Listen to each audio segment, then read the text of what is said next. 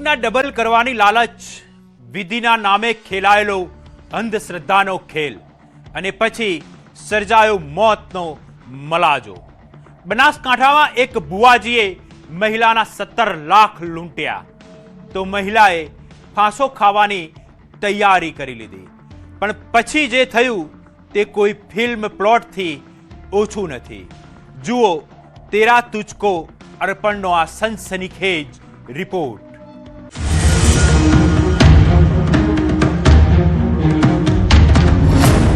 Operation तेरा तुझको अर्पण, अंधश्रद्धानो खेल, ठगाईनी विधि, लोभिया होय त्यां धूतारा भूखे न मरे।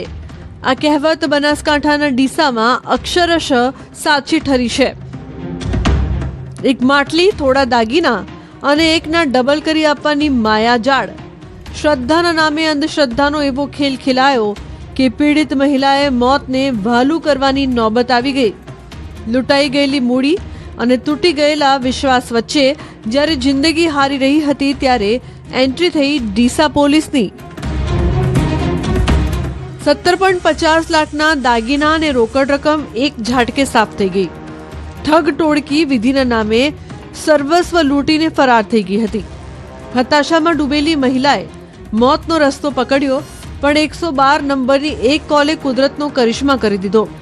પોલીસે સમય સૂચકતા વાપરી મહિલાનો જીવ બચાવ્યો અને શરૂ થયો મિશન રિકવરી।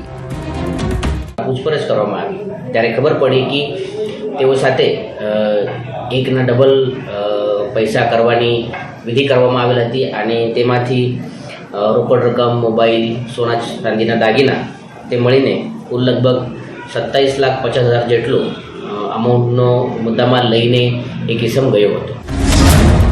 ઠગાઈનું માટલી કનેક્શન।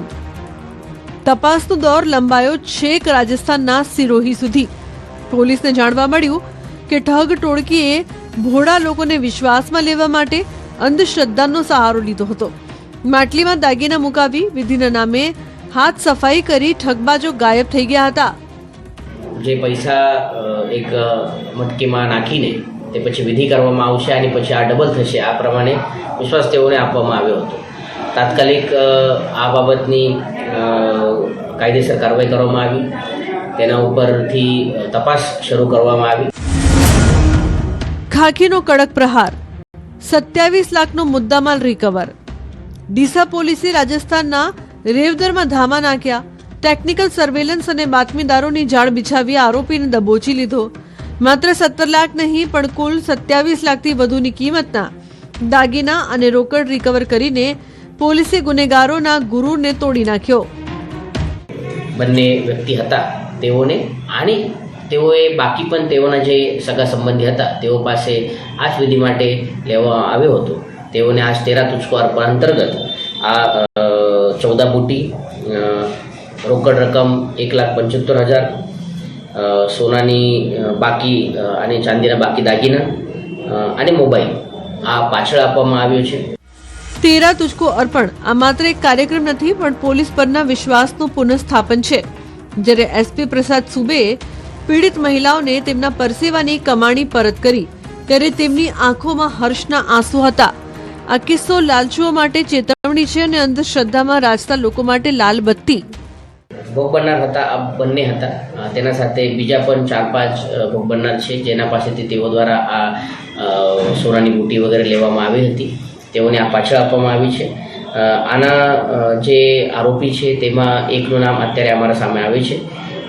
અત્યાર સુધી તેઓની અટકાયત થયેલ નથી। ભુવાજીનો ખેલ ખતમ થયો છે, પણ સવાલ એ છે કે ક્યાં સુધી લોકો આવી લાલચમાં ફસાતા રહેશે। પોલીસની આ કામગીરીએ સાબિત કર્યું છે કે ગુનેગાર ભલે ગમે તેટલો શાણો હોય, કાયદાના પંજામાંથી બચવું અશક્ય છે। બનાસકાંઠાથી કિશોર તુવર, ન્યૂઝ 18 ગુજરાતી।